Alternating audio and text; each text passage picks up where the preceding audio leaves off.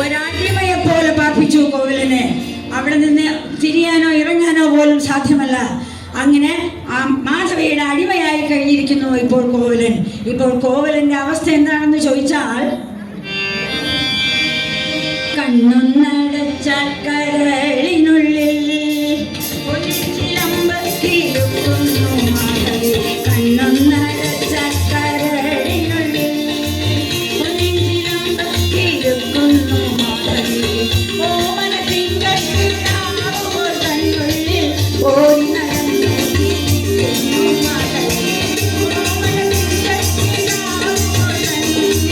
ഓടി നടന്നു ജീവിക്കുന്നു മകളെ. കണ്ണൊന്നടച്ച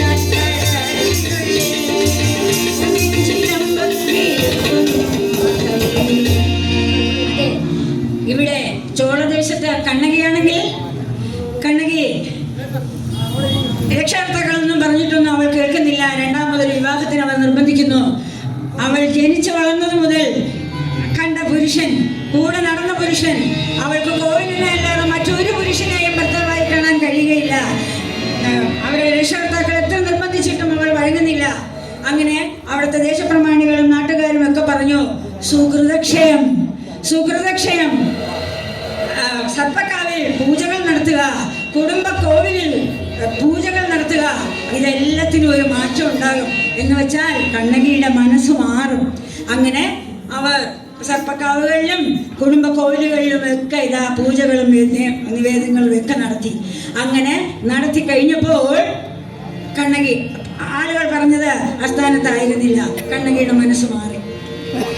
ഒരു ദിവസം അവൾ അവളുടെ രക്ഷകർത്താക്കളെ അറിയിച്ചു, ഞാൻ പോകുന്നു നാളെ തന്നെ മാധവിയുടെ നാട്ടിലേക്ക്. എനിക്ക് എന്റെ കോവലനെ മടക്കി കിട്ടുമോ എന്നറിയാൻ. അഥവാ കോവലനെ മടക്കി കിട്ടിയില്ലെങ്കിൽ നിങ്ങൾ പറയുന്ന ഏത് പുരുഷന്റെ മുന്നിലും ഞാൻ രണ്ടാമതൊരിക്കൽ കൂടി എന്റെ കഴുത്ത് നീട്ടിക്കൊടുക്കും. രണ്ടാമതൊരു മംഗല്യസൂത്രം വഴിയാണ്.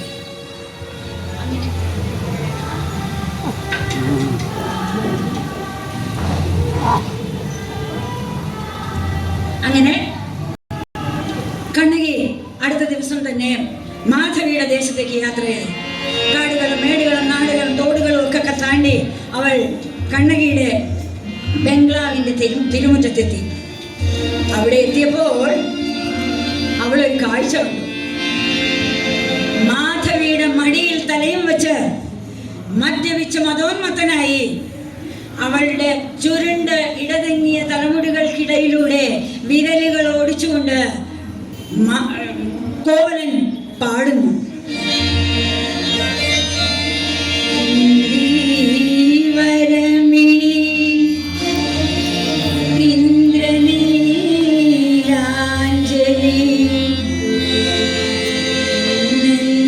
മനസ്സിലെ പുഷ്പമാസം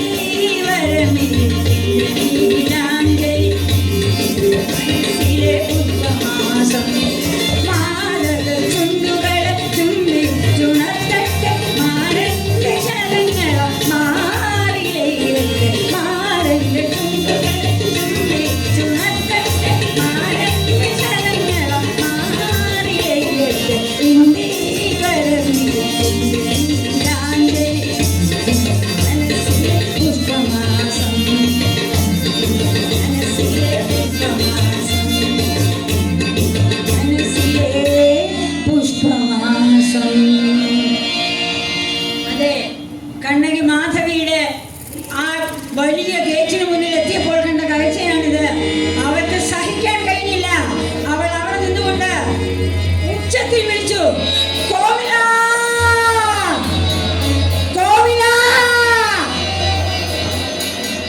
ആ വിളി കേട്ട് കോവിലൻ ചാടി പിണഞ്ഞ് എണീറ്റ് ആ വിളി കേട്ട് ഭാഗത്തേക്ക് പോകാൻ തുടങ്ങിയപ്പോൾ മാധവി അവനെ തടഞ്ഞു നിർത്തി.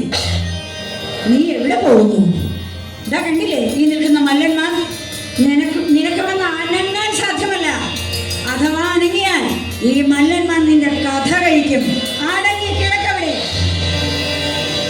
പിന്നീട് മാധവിയും കണ്ണകിയും തമ്മിൽ ഒരു വലിയ വാഗ്വാദം തന്നെ ഉണ്ടായി. അറിയാമല്ലോ, നമ്മൾ സ്ത്രീകളെ കുറിച്ച് സാധാരണ പറയുന്നത് എന്താണ്? രണ്ട് പെണ്ണുങ്ങൾ തമ്മിൽ വഴക്ക് കൂടിയാൽ പിന്നെ അറിയാമല്ലോ അല്ലേ? സുനാമിയും എന്താ പറയണ്ടേ, എല്ലാം ഒന്നിച്ചിങ്ങനെ വരുമല്ലോ. അങ്ങനെ മാധവിയും കണ്ണകിയും തമ്മിൽ ഒരു വൻപിച്ച കോലാഹലം തന്നെ ഉണ്ടായി.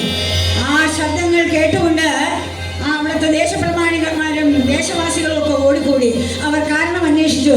അപ്പോൾ കണ്ണകി അതുവരെ ഉണ്ടായ കാര്യങ്ങളെല്ലാം ആ ദേശവാസികളോട് പറഞ്ഞു. ഇതെല്ലാം കേട്ട് കഴിഞ്ഞ ദേശവാസികൾ പറഞ്ഞു, മാധവി, നീ ചെയ്തത് അപരാധം, അധർമ്മം, അനീതി. അഗ്നിസാക്ഷിയായ ഒരു പെണ്ണിന്റെ കഴുത്തിൽ താലി ചാർത്തിയ പുരുഷനെ നീ ബലാത്കാരമായി പിടിച്ചുകൊണ്ട് വരിക എന്ന് പറഞ്ഞാൽ അത് നമുക്ക് അനുവദിക്കാൻ സാധ്യമല്ല. നീ കോവലനെ കണ്ണകിക്ക് വിട്ടുകൊടുത്തേ മതിയാവൂ. അങ്ങനെ ദേശവാസികൾ പറഞ്ഞപ്പോൾ അവർക്ക് പിന്നീട് ഒന്നും പറയാൻ പറ്റിയില്ല. മാധവിക്ക് അത് സമ്മതിക്കേണ്ടി വരുമെന്ന് ഉറപ്പായി. കാരണം നാട്ടുപ്രമാണിമാരെ അനുസരിക്കേണ്ടി വരുമല്ലോ എന്ന് ഓർത്തപ്പോൾ മാധവി തൻ്റെ അളവൊന്ന് മാറ്റി. മാധവി പറഞ്ഞു, ശരി, ഞാൻ സമ്മതിക്കാം. ഞാൻ കോവലനെ ഇവിടെ എൻ്റെ നാട്ടിലേക്ക് കൊണ്ടുവരുമ്പോൾ ഞാനൊരു വ്യവസ്ഥ വച്ചിരുന്നു. ആ വ്യവസ്ഥ നിങ്ങളും അംഗീകരിക്കുകയാണെങ്കിൽ ഞാൻ വിട്ടുകൊടുത്തേക്കാം, കോവലനെ കണ്ണകിക്ക് വിട്ടുകൊടുത്തേക്കാം. ശരി, നാട്ടുപ്രമാണിമാർ പറഞ്ഞു, എന്താ നിന്റെ വ്യവസ്ഥ? മാധവി പറഞ്ഞു, തങ്കം കൊണ്ടൊരു പ്രതിമ തരേണം, ോളം വലിപ്പത്തിൽ വേണം, 10ഉം 5ഉം നിലയുള്ള മാളിക പുത്രനായി പണിഞ്ഞു തരേണം. തങ്കം കൊണ്ടൊരു നിന്നങ്കിയോളം വലിപ്പത്തിൽ വേണം, 10ഉം 5ഉം നിലയുള്ള മാളിക പണിഞ്ഞു തരേണം. തങ്കം കൊണ്ടൊരു ശരി, നാട്ടുപ്രമാണിമാർ പറഞ്ഞു, ഇതാണോ നിന്റെ വ്യവസ്ഥ? ഇല്ല പ്രമാണിമാരെ, തീർന്നിട്ടില്ല, ഇനിയുമുണ്ട്. മാധവി മന്ദിരം എന്നത് നാമം നവരത്നമുത്തുകൊണ്ടെഴുതേണം. മാധവി മന്ദിരം എന്നത് നാമം നവരത്നമുത്തുകൊണ്ടെഴുതേണം. മനസ്സിനി തന്നോടൊത്തു മടങ്ങ മാളുകമുന്നിൽ ചെയ്യുക സത്യം. മനസ്സിനി തന്നോടൊത്തു മടങ്ങ മാളുകമുന്നിൽ ചെയ്യുക സത്യം. തങ്കം കൊണ്ടൊരു പ്രതിമ തരേണം, നിന്നങ്കിയോളം വലിപ്പത്തിൽ വേണം. അപ്പൊ ഇതാണോ നിന്റെ വ്യവസ്ഥ? അതേ പ്രമാണിമാരെ, ഇതാണ് എന്റെ വ്യവസ്ഥ. എല്ലാം കണ്ണകി സമ്മതിച്ചു. കണ്ണകി എന്തും സമ്മതിക്കാൻ തയ്യാറായി നിൽക്കുന്നു. കാരണം അവൾക്ക് കോവിലിനല്ലാതെ മറ്റൊന്നും തന്നെ വേണ്ട. അതുകൊണ്ട് മാധവി പറഞ്ഞ എല്ലാ വ്യവസ്ഥകളും അംഗീകരിച്ചുകൊണ്ട് അങ്ങനെ മാധവി കണ്ണകിക്ക് കോവിലിനെ വിട്ടുകൊടുത്തു. അങ്ങനെ അവർ രണ്ടുപേരും അതാ തിരികെ അവരുടെ നാട്ടിലേക്ക് പോകാൻ തുടങ്ങിയപ്പോൾ മാധവി ഒന്ന് വിളിച്ചു, ഹേ കോവില, ഒന്ന് നിൽക്കണം. അങ്ങനെ അങ്ങ് പോയാൽ പോരല്ലോ. എൻ കടം വീട്ടുവാൻ കഴിഞ്ഞില്ലെങ്കിൽ എൻ മുന്നിലെത്തണം വീണ്ടും എൻ കാന്തനായി. എൻ കടം വീട്ടുവാൻ കഴിഞ്ഞില്ലെങ്കിൽ എൻ മുന്നിലെത്തണം വീണ്ടും എൻ കാന്തനായി. അക്കാലമത്രയും നിങ്ങൾ പരസ്പരം നിഷ്കാമ ബന്ധം പുലർത്തിക്കഴിയണം. കേട്ടില്ലേ? മാധവി മേടിക്കുക. അക്കാലമത്രയും നിങ്ങൾ പരസ്പരം നിഷ്കാമ ബന്ധം പുലർത്തിക്ക സമ്മതിച്ചത്. കണ്ണകി എല്ലാ വ്യവസ്ഥകളും സമ്മതിച്ച് ഇതാ കണ്ണകിയും കോവിലനുമായി അവരുടെ ദേശത്തേക്ക് തിരിച്ചെത്തിക്കഴിഞ്ഞു. അവിടുത്തെ ദേശവാസികൾക്ക് ആകെ സന്തോഷമായി. തങ്ങളുടെ കോവിലൻ മടങ്ങിയെത്തിയിരിക്കുന്നു, തങ്ങളുടെ കണ്ണകി സന്തോഷവതിയായിരിക്കുന്നു. ഇനി കണ്ണകിക്ക് സംതൃപ്തിയുടെ നാളുകൾ, ജനങ്ങൾക്ക് സന്തോഷത്തിന്റെ നാളുകൾ. പക്ഷേ കോവലന് മാത്രം ദുഃഖത്തിന്റെ നാളുകൾ. ഇത് കണ്ട കണ്ണകിയെ കോവലിനോട് ചോദിച്ചു, എന്ത് മാധവിയുടെ നാട്ടിൽ നിന്ന് വന്നതിന് ശേഷം നിനക്ക് എന്തേ ദുഃഖം? എപ്പോഴും നിരാശനായിട്ടാണല്ലോ കാണപ്പെടുന്നത്. എന്താണ് അതിന്റെ കാരണം? നിനക്ക് അവളുടെ ദേശത്തേക്ക് മടങ്ങി പോകണമെങ്കിൽ പൊക്കോളൂ. കോവലൻ പറഞ്ഞു, അല്ല കണ്ണകി, അവളുടെ വ്യവസ്ഥകൾ നമ്മൾ എങ്ങനെ അംഗീകരിക്കും? ഇതിനോടകം തന്നെ എന്റെ സമ്പത്ത് മുഴുവനും അവൾ കൈക്കലാക്കി കഴിഞ്ഞു. ഇനി എന്റെ കയ്യിൽ ഒന്നുമില്ല. പിന്നെ എങ്ങനെ നമ്മൾ അവളുടെ കടം വീട്ടും? അപ്പോൾ കണ്ണകി ഒന്നും കാണാതെ എങ്ങനെ സമ്മതിക്കില്ലല്ലോ. കണ്ണകി പറഞ്ഞു, ഇതാ കണ്ടില്ലേ എന്റെ കാലിൽ കിടക്കുന്ന ഈ 2 ചിലമ്പുകൾ എന്റെ പൂർവികന്മാർ എനിക്ക് സമ്മാനിച്ചതാണ്. ഇതിൽ നിറയെ മരതകങ്ങളും മുത്തുകളും മാണിക്യങ്ങളും പവിഴങ്ങളുമാണ്. ഇതിലൊന്ന് ഊരി ഞാൻ കോവിലന്റെ കയ്യിൽ തരാം. കോവിലൻ ഇത് കൊണ്ടുപോയി അങ്ങ് പാണ്ഡ്യദേശത്ത് കൊണ്ടുപോയി വിൽക്കണം. അവിടെ സ്വർണത്തിന് നല്ല വില കിട്ടും.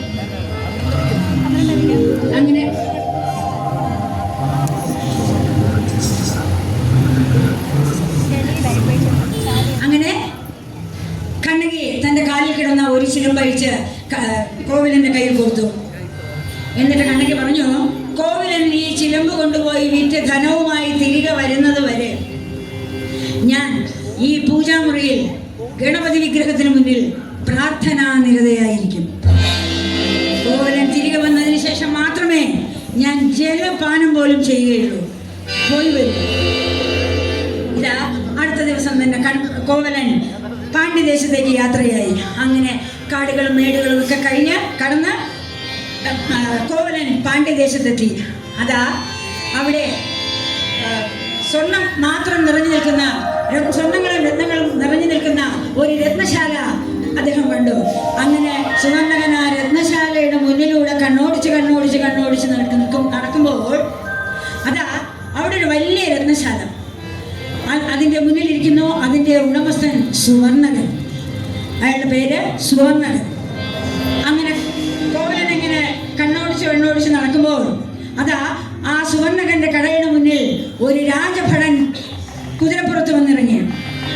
അദ്ദേഹം സുവർണകനോട് പറയുന്നു, ഏയ് സുവർണക, പാണ്ഡ്യരാജാവിന്റെ പട്ടമഹിഷിയുടെ ഒരു ചിലമ്പ് നന്നാക്കി പുതുക്കി പണിയാൻ നിന്റെ കയ്യിൽ തന്നിട്ട് നാളുകളേറെയായി. അത് ഇതുവരെ പുതുക്കി പണിഞ്ഞ് കൊട്ടാരത്തിൽ ഏൽപ്പിച്ചിട്ടില്ല. ഇന്ന് സന്ധ്യയ്ക്ക് മുൻപേ ആ ചിലമ്പ് പണിഞ്ഞ് കൊട്ടാരത്തിൽ എത്തിച്ചില്ലെങ്കിൽ നിന്റെ കഥ കഴിക്കും. ഇത് രാജകൽപ്പന എന്ന് പറഞ്ഞാൽ ആ രാജഭടൻ കുതിരപ്പുറത്ത് കയറി പോയി. സുവർണകൻ ചിന്തിച്ചു, ശരിയാണ്, ഒരു ദ്രവിച്ച ഒരു ചിലമ്പ് എൻ്റെ കടയിൽ നന്നാക്കാൻ കൊണ്ട് തന്നിരുന്നു. അതിൻ്റെ പൊടി പോലും ഇപ്പോൾ എൻ്റെ കയ്യിലില്ല. നീചനായ നിന്ദ്യനായ പാണ്ഡ്യരാജാവ് ഒരുപക്ഷെ ആ ചിലമ്പ് തിരികെ കൊടുത്തില്ലെങ്കിൽ എൻ്റെ കഥ കഴിക്കും. എൻ്റെ മാത്രമല്ല എൻ്റെ കുടുംബത്തിനെയും ഉന്മൂലനം ചെയ്യും. ഒരു രക്ഷയുമില്ല. ഇന്ന് സന്ധ്യയ്ക്ക് മുമ്പ് എന്ത് ചെയ്യാനാണ് അയാൾ വിചാരിച്ചു. അഥവാ ഈ നീചനായ പാണ്ഡ്യരാജാവിൻ്റെ കൈകൊണ്ട് മരിക്കുന്നതിനേക്കാൾ നല്ലത് ഞാൻ സ്വയം മരിക്കുന്നതാണ് എന്ന് ചിന്തിച്ചുകൊണ്ട് അദ്ദേഹത്തിന്റെ കടയുടെ മുന്നിൽ അകത്തേക്ക് കയറി പോകാൻ തുടങ്ങിയപ്പോൾ പുറത്തു നിന്നൊരു വിളി കേൾക്കാം. ചിലമ്പ് വേണോ ചിലമ്പ്, ചിലമ്പ് വേണോ ചിലമ്പ്, ചിലമ്പ് വേണോ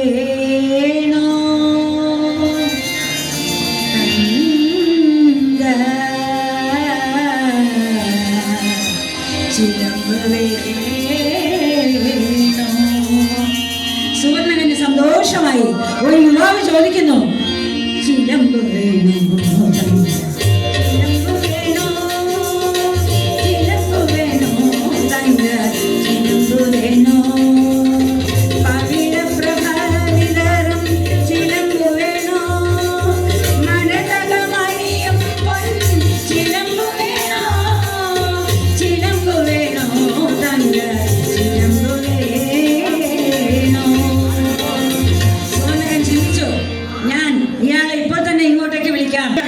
അങ്ങനെയാണെങ്കിൽ എനിക്കിന്ന് മരണത്തിൽ നിന്ന് രക്ഷപ്പെടാൻ